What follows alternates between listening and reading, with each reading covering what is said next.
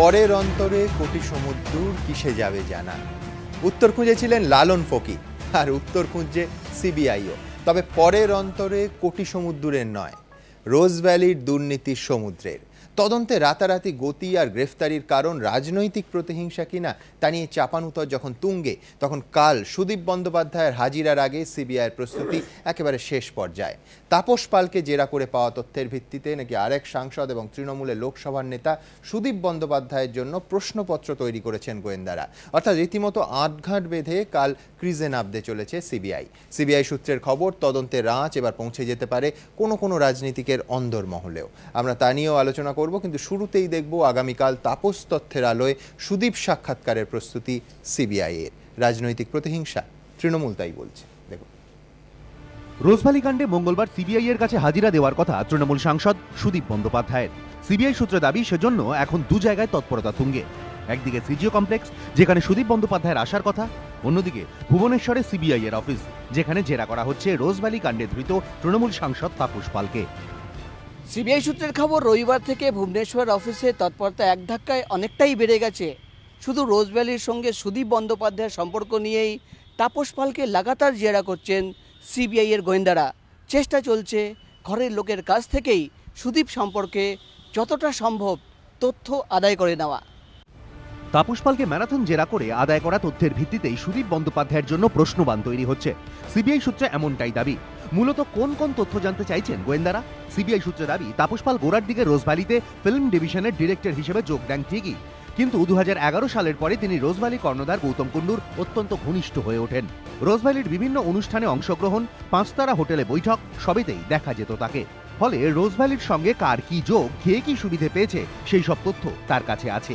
গোয়েন্দাদের দাবি, সুদীপকে জেরার ক্ষেত্রে এই তথ্য অত্যন্ত গুরুত্বপূর্ণ ভূমিকা নিতে পারে। কিভাবে? রোজভ্যালি কাণ্ডে গত 1.5 বছরের তদন্তে সুদীপ বন্দ্যোপাধ্যায় সম্পর্কে যেসব তথ্য উঠে এসেছে তা নিয়ে তাপস পালকে ফের জেরা করা হচ্ছে। সমস্ত তথ্য মিলিয়ে দেখা হচ্ছে। যে জায়গাগুলি মোটামুটি মিলে যাচ্ছে তা আলাদা করে রাখা হচ্ছে। এদিন দুপুরে সংবাদ মাধ্যমের সামনে এক বিস্ফোরক মন্তব্য করেন তৃণমূল সাংসদ। কালকে যখন আমাকে তোলা হবে সেই রেজাল্ট তো আপনারা দেখতে পাবেন, কালকে কোর্টে আপনারা দেখতে পাবেন, শুনতে পাবেন, জানতে পাবেন। সিবিআই তথ্য প্রমাণ সহ সমস্ত কাজ করে তারা এতদিন ফলো করেছে প্রত্যেকটা লোককে যাদের নাম ছিল, এখন তাদেরকে তুলছে এবং তাদেরকে জিজ্ঞাসাবাদ করছে।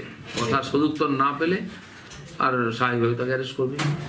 তবে কয়েক ঘন্টার মধ্যে হঠাৎই তাপস পাল জেরা চলাকালীন দাবি করেন তিনি অসুস্থ বোধ করছেন, তার নাকি কিছুই মনে পড়ছে না। এরপর তাকে ভুবনেশ্বরের একটি হাসপাতালে নিয়ে যাওয়া হয় মনোরোগ বিশেষজ্ঞকে দেখাতে। ডক্টর যখন তাপস পালকে জিজ্ঞেস করেন যে তার কি হয়েছে বা কি প্রবলেম, তখন তাপস পাল যেটা রিপ্লাই দেন যে তার কিছুই মনে পড়ছে না। তবে সিবিআই সূত্রে দাবি, এর আগে পর্যন্ত তাপস পাল যে তথ্য দিয়েছেন তাও যথেষ্ট গুরুত্বপূর্ণ। কৃষ্ণনগরের তৃণমূল সাংসদের কাছ থেকে পাওয়া সেই তথ্যের ভিত্তিতেই মঙ্গলবার কলকাতা উত্তরের তৃণমূল সাংসদকে জিজ্ঞাসাবাদ করা হবে। সেই মতো তৈরি হচ্ছে প্রশ্নের তালিকা, হাতে রাখা হচ্ছে সব তথ্য প্রমাণ। প্রকাশ সিনহা, এবিপি আনন্দ।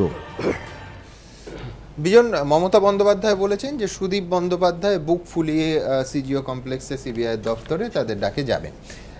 লোকসভায় দলের প্রধান মুখ, এবং এই নোটবন্দি আন্দোলন তুমি যদি দেখো, রাহুল গান্ধীর পাশে সেটা ধর্ণা হতে পারে, সেটা একের পর এক প্রেস কনফারেন্স হতে পারে, একদম পাশের চেহারাটাই হচ্ছে একই ফ্রেমে রাহুল এবং সুদীপ বন্দ্যোপাধ্যায়।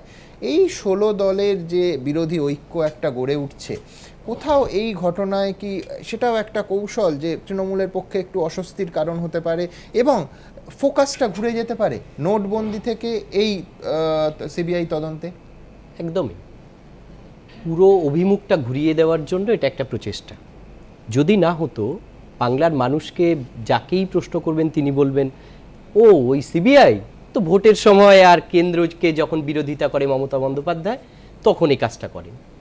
কি দরকার ছিল? সামনে উত্তরপ্রদেশের ভোট, বিজেপি জেতার জন্য একটা চেষ্টা করছে। 2019 সালে লোকসভায় আসার আগে পাখির চোখ করেছে উত্তরপ্রদেশকে, সেখানে গিয়ে মমতা বন্দ্যোপাধ্যায় খামোকা একটা বিরোধিতা করলেন।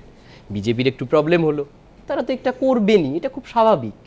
এবার প্রশ্ন হলো, 2010 সালে রোজভ্যালির নামটা বাদ দিয়ে তাপস পাল চিঠি দিয়েছিলেন। এটা অনেকেই বলতে পারেন রোজভ্যালির নামটা দিল না কেন, সে প্রশ্ন তাকে করা যেতে পারে। কিন্তু সেই সময় সংস্থাগুলো যে সংস্থাকে চিঠি দিলেন তারা কেন ব্যবস্থা নিলেন না? তাদের কাউকে কি সিবিআই জিজ্ঞাসাবাদ করছে? প্রশ্ন হলো, গোবলয়ের যে রাজনীতি সেই রাজনীতির সঙ্গে বাংলার রাজনীতিকে গুলিয়ে ফেলার চেষ্টা করছে বিজেপি। আচ্ছা, বেশ বেশ, আমি এটাই পঙ্কজবাবুর কাছে আছি। পঙ্কজবাবু, তাপস পালের ইনভলভমেন্ট নিয়ে এবিপি আনন্দের কোনো হ্যাংওভার নেই। এই চ্যানেল অন্তত 10 থেকে 15টা শো করেছেন যে এই যে প্রশ্নগুলো এখন উঠছে, যে কেন তিনি চিঠি দিলেন, কেন তাতে রোজ ভ্যালির নাম এলো না, এইসব নিয়ে। আমার বক্তব্যটা অন্য, সেটা হচ্ছে যে ধরুন তাপস পালের বাড়িতে রেড হয়েছে প্রায় 2 বছর আগে, 4 মার্চ 2015 সাল, এই চ্যানেলেই বারবার তা দেখানো হয়েছে। তাকে গ্রেফতার করা হলো প্রায় 2 বছর পর, নোটকাণ্ডের 50 দিনের মাথায়। আমি বলছি এখনো পর্যন্ত আপনাকে জানিয়ে রাখি যে ভুবনেশ্বর আদালতে সিবিআইয়ের আইনজীবী যেসব প্রমাণ দাখিল করেছেন, তা জামিন যাতে তিনি না পান ইত্যাদি, তাতে শেষ 6 মাসে সংগৃহীত হয়েছে এরকম কোনো তথ্য নেই।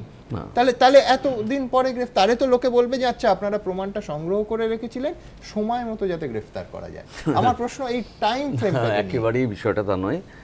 আপনি যদি, এটা তো আপনি নিজেই স্বীকার করলেন, আপনারা দেখিয়েছেন এবং একাধিকবার এই চিঠি একদম স্বল্প সঞ্চয়ের আমি যদি 10-11 মানে একেবারে সরকার আসছে এরকম সময় 12,000 কোটি টাকা থেকে 1,600 কোটি টাকা নেমে গেছে।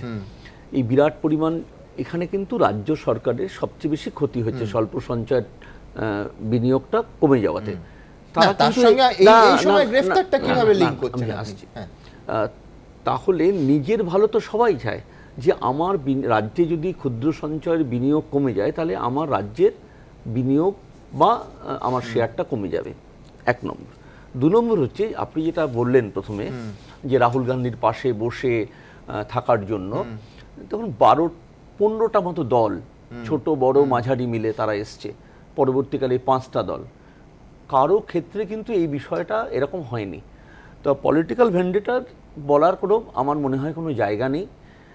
আমার সারদার আপনি এটা মানবেন যে কংগ্রেসকে বাদ দিলে সবথেকে প্রমিনেন্ট দল কিন্তু তৃণমূল কংগ্রেস, ওই বাকিরা তো খুবই ছোট, বিভিন্ন রাজ্যে গিয়ে, বিভিন্ন রাজ্যে। আমি বলছি ছোট ছোট শক্তি, এই যে দলগুলো, তারা যেটা বারবার যেটা বলার চেষ্টা করছেন, এটা একেবারেই সত্যি নয়।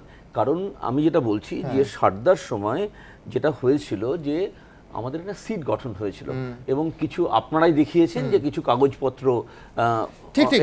আমার আবার প্রশ্ন একটাই, যে ওই এবার জীবনানন্দ দাশের মতো যে বনলতা সেন কবিতা, যে এতদিন কোথায় ছিলেন? না, এই মাঝের 1.5 বছরটা কি হলো? মাঝের 1.5 বছর তদন্ত হয়েছে, কাকে ডাকা হয়েছে, কোথায় তথ্য প্রমাণ? না, সমস্ত তথ্য প্রমাণ আপনি যদি দেখেন, এবং আপনারা নিজেরাও এটা প্রকাশ করেছেন, যে তথ্য প্রমাণ ক্রস চেক হয়েছে। কারণ যদি তা না হয় তাহলে আইনের ফাঁক দিয়ে অপরাধী। রাজনৈতিক প্রতিহিংসা কিনা পরশুদিন রাজ্য বিজেপির সভাপতি দিলীপ ঘোষ অফিসিয়াল টুইটারে বলেছে 1টা উইকেট পড়েছে, দেখুন আরো উইকেট পড়বেন। তাহলে রাজ্য বিজেপির সভাপতি কি জানেন না সিবিআইয়ের সঙ্গে তিনি চাকরি করেন সিবিআইতে? প্রশ্ন হলো, আপনি একটা প্রথম প্রশ্ন করছিলেন যে সুদীপ বন্দ্যোপাধ্যায়কে মমতা বন্দ্যোপাধ্যায় মাথা উঁচু করে যেতে বলেছেন। তৃণমূল কংগ্রেস বলে এই রাজনৈতিক প্রতিহিংসার শিকার হলেও তারা যাচ্ছে। বিজয় মালিয়ার মতো বিদেশে গিয়ে বসে নেই বিজেপির সাংসদ, কিন্তু বিজয় মালিয়া বিদেশে বসে আছে, চোরের মতো চুরি করে বাইরে বসে আছে। আমি আইনের কথা আসবো, কিন্তু তার আগে দ্রুত একবার দেখাবো যে সুদীপ বন্দ্যোপাধ্যায়কে ঠিক কি ধরনের প্রশ্নের মুখে পড়তে হতে পারে আগামীকাল। রোজভ্যালি কাণ্ডে মঙ্গলবার সকালে সিবিআই এর কাছে যাওয়ার কথা তৃণমূল সাংসদ সুদীপ বন্দ্যোপাধ্যায়ের। কেন্দ্রীয় গোয়েন্দা সংস্থা সূত্রে দাবি, ইতিমধ্যেই তাপস পালকে জেরায় রোজভ্যালির সঙ্গে সুদীপের যোগ নিয়ে অনেক তথ্য মিলেছে, তার ভিত্তিতেই সাজানো হচ্ছে প্রশ্নের তালিকা। কেন্দ্রীয় গোয়েন্দা সংস্থা সূত্রে খবর, এই তালিকায় যে প্রশ্নগুলি থাকতে পারে তা হল, সুদীপ বন্দ্যোপাধ্যায় গৌতম কুণ্ডুকে কতদিন চেনেন, কিভাবে গৌতম কুণ্ডুর সঙ্গে তার পরিচয় হয়, প্রথম কবে ও কিভাবে তাদের দুজনের দেখা হয়, দুজনের সম্পর্ক কেমন। সিবিআই সূত্রে খবর, প্রথম দফার এইসব প্রশ্নের পর তারা রোজভ্যালির সঙ্গে সম্পর্ক নিয়ে প্রশ্ন করতে পারেন সুদীপ বন্দ্যোপাধ্যায়কে। জিজ্ঞাসা করা হতে পারে, সুদীপ বন্দ্যোপাধ্যায় কি কখনো রোজভ্যালির অফিসে গিয়ে গৌতম কুণ্ডুর সঙ্গে বৈঠক করেছেন, অফিসের বাইরে কোথাও কখনো বৈঠক করেছেন, রোজভ্যালির সঙ্গে কি তার কোনো চুক্তি হয়েছে, রোজভ্যালির কাছ থেকে কখনো আর্থিকভাবে লাভবান হয়েছেন, অন্য কোনো সুযোগ সুবিধা নিয়েছেন, কোনো আত্মীয়কে সুবিধে পাইয়ে দিয়েছেন। গোয়েন্দা সূত্রে খবর, সবথেকে কড়া প্রশ্ন অপেক্ষা করে থাকতে পারে শেষ রাউন্ডে। সিবিআই সূত্রে খবর, তখন সুদীপ বন্দ্যোপাধ্যায়কে গোয়েন্দারা প্রশ্ন করতে পারেন, তিনি কি কখনো রোজভ্যালির পয়সায় বিদেশে গিয়েছেন। সিবিআই সূত্রে খবর, গোয়েন্দারা এও জানতে চাইতে পারেন, সুদীপ বন্দ্যোপাধ্যায়ের ইউরোপ সফরের খরচ কে দিয়েছে, সুদীপ বন্দ্যোপাধ্যায়ের গাড়ির খরচ কি রোজভ্যালি দেয়।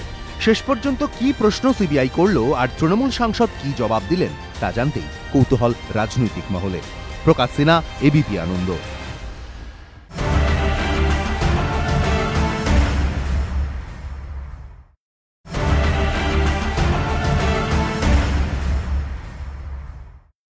আমজাদ, আমি আইনের প্রশ্নে আপনার কাছে আসব। এই জন্য আইনের প্রশ্নে কিছুদিন আগে এই ত্যাগী মামলায় একেবারে কোর্টের মধ্যে যে সওয়াল হয়েছে, আমি এই জন্য পঙ্কজবাবুকে বলছিলাম যে 4 মার্চ 2015 তাপস পালের বাড়িতে রেড হয়েছিল, তাকে গ্রেফতার করা হলো তার প্রায় 2 বছর পর। আমি এই জন্য এটা রিলেট করছি, কোর্ট এই প্রশ্ন তুলেছিলেন যে এসপি ত্যাগীকে 2013 সালের মানে 3 বছর 9 মাস আগে তার সম্পত্তি সংক্রান্ত সমস্ত নথি বাজেয়াপ্ত করা হয়েছিল। তাহলে এই সময় অর্থাৎ কয়েকদিন আগে ত্যাগীকে যখন গ্রেফতার করা হলো, তাকে ওই সময় কেন গ্রেফতার করা হলো? আপনার বাড়িতে রেড হয়ে সমস্ত কিছু বাজেয়াপ্ত তো হয়েছিল 3 বছর 9 মাস আগে। এ প্রশ্ন কোর্টে উঠেছিল এবং মাননীয় বিচারপতি যিনি ছিলেন এই মামলায়, তিনি তৎক্ষণাৎ ত্যাগীকে বেল দিয়ে দেন।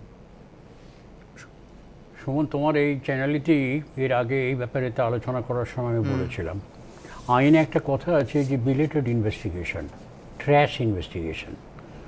এখন এই 2 বছর বিচারপতি একবারও বলেননি যে ত্যাগী নির্দোষ বা ত্যাগী ইনভলভ নন, বলেছেন যে আপনি বাজেয়াপ্ত করলেন প্রায় 3.5 বছর আগে, প্রায় 4 বছর আগে, আর আপনি এখন গ্রেফতার করছেন, এটা কেন? এই প্রশ্ন কি উঠতে পারে? সিবিআইকে তো যথাসঙ্গতভাবে এই কথাটা জিজ্ঞেস করেছে। সিবিআইকে তো যে কোনো সাধারণ মানুষ যারা সাধারণ আইনের ব্যাপারটাকে জানে যে 2 বছর আগে তদন্ত করে আর নতুন ফার্দার কি ইনভেস্টিগেশন করবে? ফার্দার ইনভেস্টিগেশন করার দরকার আছে, কাস্টাডিতে রেখে ইনভেস্টিগেশন করা যায়।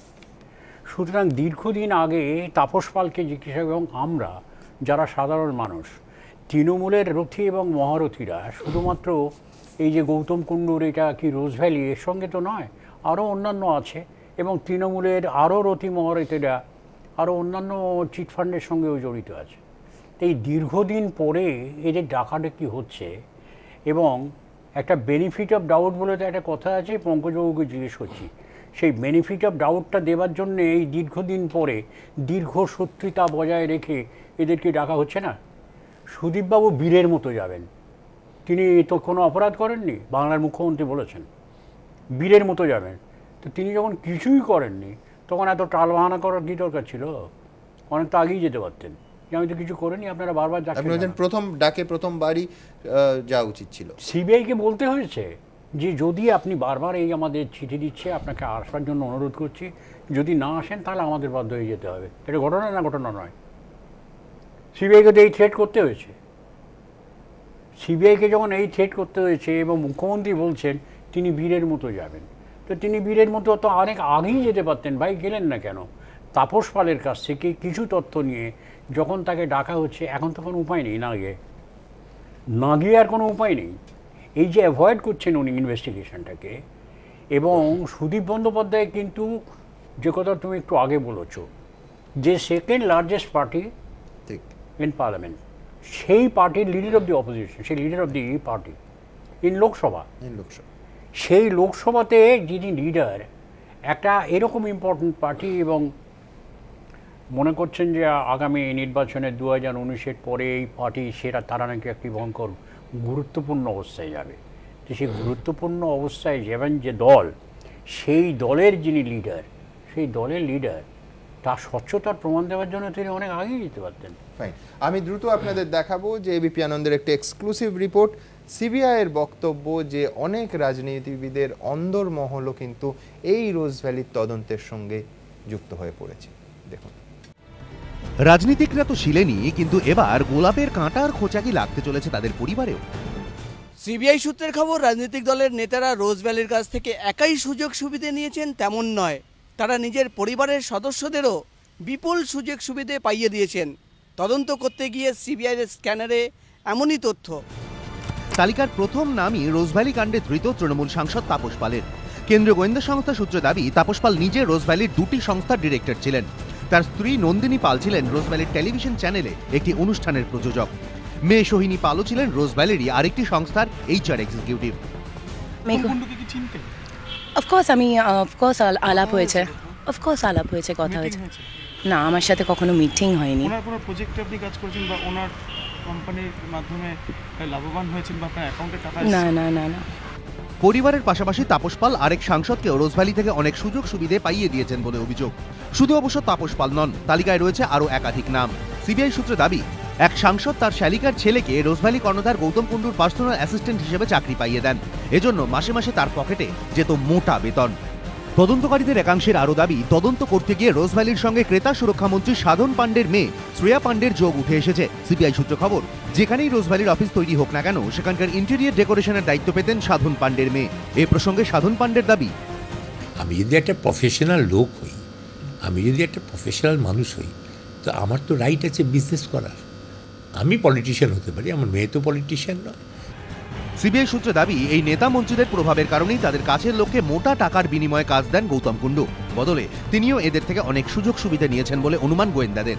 আপাতত যে নামগুলি উঠে এসেছে তাদের বিরুদ্ধে আরও তথ্য প্রমাণ জোগাড়ের কাজে ব্যস্ত গোয়েন্দারা। প্রকাশ সিনহা ও অরিত্রিক ভট্টাচার্য, এবিপি আনন্দ। মইদুল, কতটা একেবারে রাজনীতি নিরপেক্ষ হয়ে তদন্ত করা হবে? এই জন্যই আমার প্রশ্ন যে এর পেছনে আরেকটা উদ্বেগও আছে।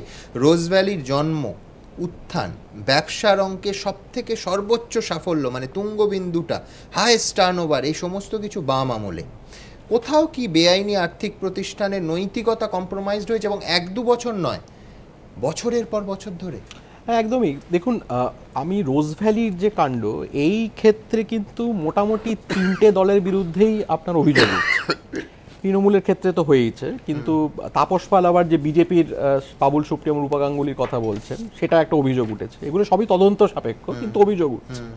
বামেদের একটা বিরুদ্ধে অভিযোগ উঠছে, একটা সংবাদপত্র আজকে ফ্রন্ট পেজ নিউজ করেছে যে তাদেরও কিছু নেতা মন্ত্রীর সঙ্গে যোগসাজশ ছিল। ফলে না, আমি বলছি ব্যবসার অঙ্কে কিন্তু সেটাই দেখা যায়।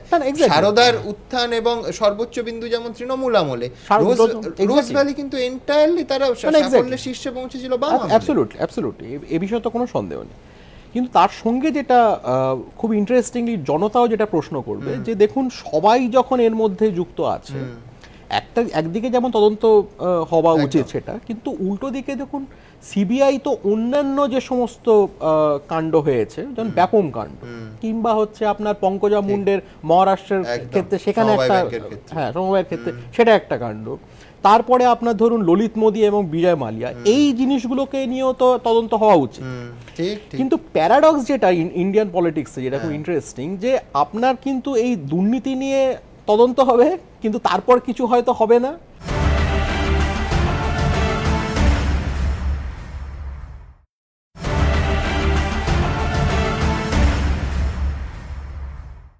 প্যারাডক্স যেটা ইন্ডিয়ান পলিটিক্সে, যেটা খুব ইন্টারেস্টিং, যে আপনার কিন্তু এই দুর্নীতি নিয়ে তদন্ত হবে, কিন্তু তারপর কিছু হয়তো হবে না।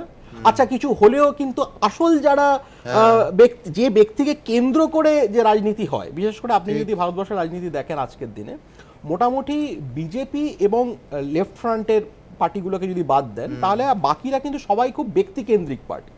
সে কংগ্রেসও একটা ফ্যামিলি এবং সেখানে ব্যক্তি খুবই ইম্পর্টেন্ট।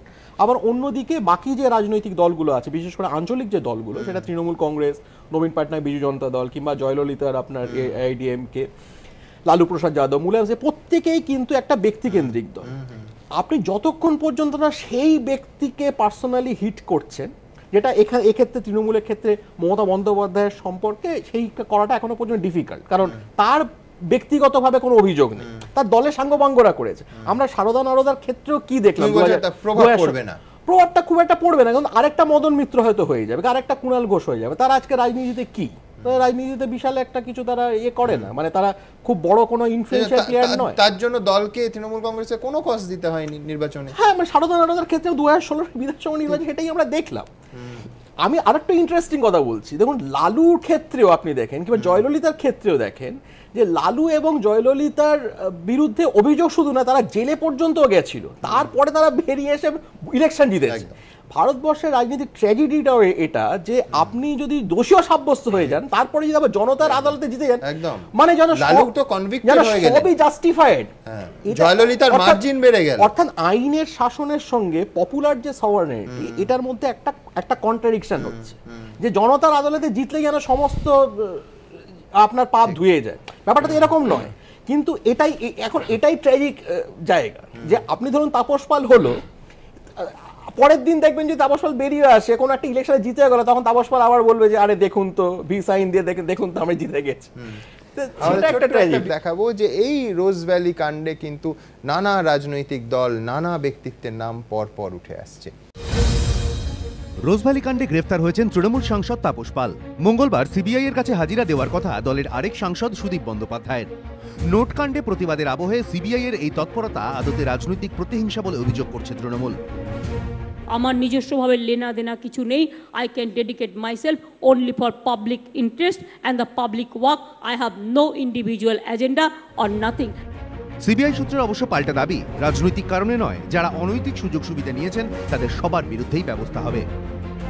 সিবিআই সূত্রের খবর, তাদের স্ক্যানারে সমস্ত দলের নেতারাই রয়েছেন যারা বিভিন্ন সময়ে রোজ ভ্যালির কাছ থেকে সুযোগ সুবিধা নিয়েছিলেন বলে অভিযোগ। গোয়েন্দা সূত্র দাবি, তালিকায় প্রথম নাম এক সাংসদের, যারা ব্যবসায় রোজভ্যালি প্রত্যক্ষভাবে টাকা লাগিয়েছে। তদন্তে আরেক সাংসদেরও নাম উঠে এসেছে, যিনি 7 কোটি টাকার বিনিময়ে দিল্লিতে শীর্ষস্থানীয় নেতা মন্ত্রীদের কাছে রোজভ্যালির হয়ে তদবির করেন বলে অভিযোগ। সিবিআই সূত্র দাবি, সম্প্রতি দলবদল করে শিরোনামে আসা এক নেতাও স্ক্যানারে রয়েছেন। অভিযোগ, তিনি বহুবার রোজভ্যালির কাছ থেকে চেক নিয়েছেন। আরেক দলবদলি নেতা গৌতম কুণ্ডুকে রাজারহাটে জমি কিনতে সাহায্য করেন। আতশ কাচের তলায় রয়েছেন এক প্রাক্তন মন্ত্রী। অভিযোগ, তিনি রোজভ্যালি থেকে প্রচুর সুযোগ সুবিধা নিয়েছেন।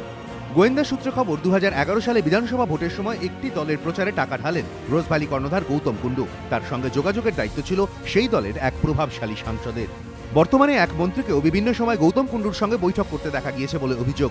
সিবিআই সূত্রে দাবি, সুযোগ সুবিধার আশায় রাজনৈতিক নেতাদের আশেপাশে ঘুরঘুর করার প্রবণতা গৌতম কুণ্ডুর দীর্ঘদিনের। তদন্তে উঠে এসেছে, বাম আমলে দক্ষিণ 24 পরগনায় ব্যবসা ছড়াতে গৌতম কুণ্ডু সেখানকার এক প্রভাবশালী নেতার সাহায্য নেন। আরেক নেতাকে তো রোজভ্যালির কর্মী সম্মেলনেও দেখা গিয়েছে। রোজভ্যালি কাণ্ডে এ রাজ্যের পাশাপাশি ত্রিপুরার দিকেও নজর রেখেছেন গোয়েন্দারা। 2008 সালে ত্রিপুরায় রোজভ্যালির একটি অনুষ্ঠানে উপস্থিত ছিলেন মুখ্যমন্ত্রী মানিক সরকার। এখন তাদের টার্নওভার ইয়ারলি 700 থেকে 750 কোটি। এ থেকে আমাদের বুঝতে অসুবিধা হচ্ছে না যে তাদের যে প্রতিষ্ঠানের যে ব্যবসা বাণিজ্য, এটা যথেষ্ট জাঁকিয়েই প্রসার লাভ করছে। রোজভ্যালির এখন যিনি অন্যতম কর্ণধার, তার সাথে আমার আজকে নিয়ে দ্বিতীয়বার কথা বলার সুযোগ। যদিও এ প্রসঙ্গে মানিক সরকার তখন জানান, যে অনুষ্ঠানের কথা বলা হচ্ছে সেটা 2008 সালের ঘটনা। সেই সময় আমি জানতাম না এই সংস্থা মানুষকে প্রতারণা করে টাকা তোলে। জানলে আমি যেতাম না। যখন এটা প্রকাশ পেল পশ্চিমবঙ্গ, অসম, ত্রিপুরায় এরা মানুষকে প্রতারণা করে টাকা তুলছে, তখন ত্রিপুরা সরকারই প্রথম সিবিআই তদন্তের সুপারিশ করে। সিবিআই সূত্রে দাবি, তদন্তে এক অভিনেত্রী এবং 2 ব্যবসায়ীর নামও উঠে এসেছে। আপাতত সমস্ত তথ্য প্রমাণ ঘেঁটে গোয়েন্দারা চাইছেন এদের ভূমিকা সম্পর্কে নিশ্চিত হতে, তারপর পরবর্তী পদক্ষেপ। প্রকাশ সিনহা, এবিপি আনন্দ।